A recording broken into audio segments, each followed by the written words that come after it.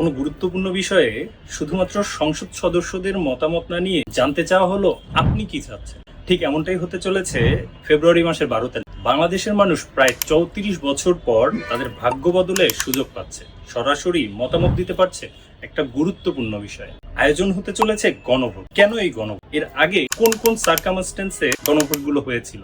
আজকের ভিডিওতে থাকছে সেই সব। অনেকেই প্রশ্ন করে গণভোট আসলে দেশের গুরুত্বপূর্ণ কোনো রাজনৈতিক অথবা সংবিধানের কোনো পরিবর্তনে শুধুমাত্র সংসদ সদস্যদের উপর নির্ভর না করে সরাসরি জনগণের মতামত চাওয়ার প্রক্রিয়াটাকেই গণভোট বলে। বাংলাদেশ বিগত বছরগুলোতে 3বার গণভোটের সাক্ষী হয়েছে। ঘটনা শুরু 1977 সাল। দেশ তখন চরম উত্তাপ। রাষ্ট্রপতি বিচারপতি সায়েম পদত্যাগ করলেন, ক্ষমতা নিলেন মেজর জেনারেল জিয়াউর রহমান। চারিদিকে একটাই প্রশ্ন, ক্ষমতা গ্রহণের বৈধতা। জেনারেল জিয়াউর রহমান রাজনীতির মাঠের থেকে ভরসা রাখলেন জনগণের উপর। 30 মে 1977 সালে বাংলাদেশ প্রথমবারের মতো সাক্ষী হলো গণভোটের। ভোটার উপস্থিতি প্রায় 88%, যার মধ্যে 99% ছিল হ্যাঁ ভোটের পক্ষে। এর ঠিক 8 বছর পর দ্বিতীয়বারের মতো গণভোটের আয়োজন। এবার দৃশ্যপটে জেনারেল এরশাদ। 1981 সালে রাষ্ট্রপতি জিয়াউর রহমানের মৃত্যুর পরে হোসেন মোহাম্মদ এরশাদ যখন সাময়িক শাসন জারি করেছিল, তখন তাকেও পড়তে হয়েছিল রোষানল। তিনিও রাজনীতির মাঠের থেকে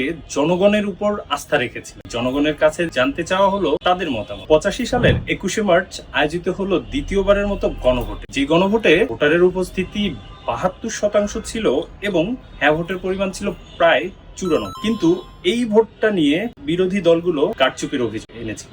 সব থেকে স্বচ্ছ গণভোটটি হয়েছিল আজ থেকে প্রায় 34 বছর আগে 1991 সালে। হোসেন মোহাম্মদ এরশাদ শাসনের পতনের পরে জনগণের মুখে একটাই প্রশ্ন, পুনরায় সংসদীয় পদ্ধতিতে ফিরতে চায় কি? যে স্বপ্নটির নাম ছিল সংবিধানের দ্বাদশ সংশোধনী। জানতে চাওয়া হলো জনগণের মতামত। উপস্থিতি কম হলেও প্রায় 84% মানুষ হ্যাঁ ভোটের পক্ষে ভোট দিয়েছিল। প্রায় 34 বছর পর আগামী ফেব্রুয়ারির 12 তারিখে পুনরায় চতুর্থবারের মতো গণভোটের আয়োজন করা হচ্ছে। জানতে চাওয়া হবে আপনার মতামত। প্রশ্ন হবে, নতুন বাংলাদেশের সংস্কারগুলো আপনি চাচ্ছেন? আপনার মতামত জানাতে পারেন কমেন্ট, অথবা এই ভিডিওটি আপনার বন্ধুদের সাথে শেয়ার করতে পারেন। দেখা হবে অন্য কোনো ভিডিওতে। সে পর্যন্ত সুস্থ থাকুন, ভালো থাকুন। ধন্যবাদ।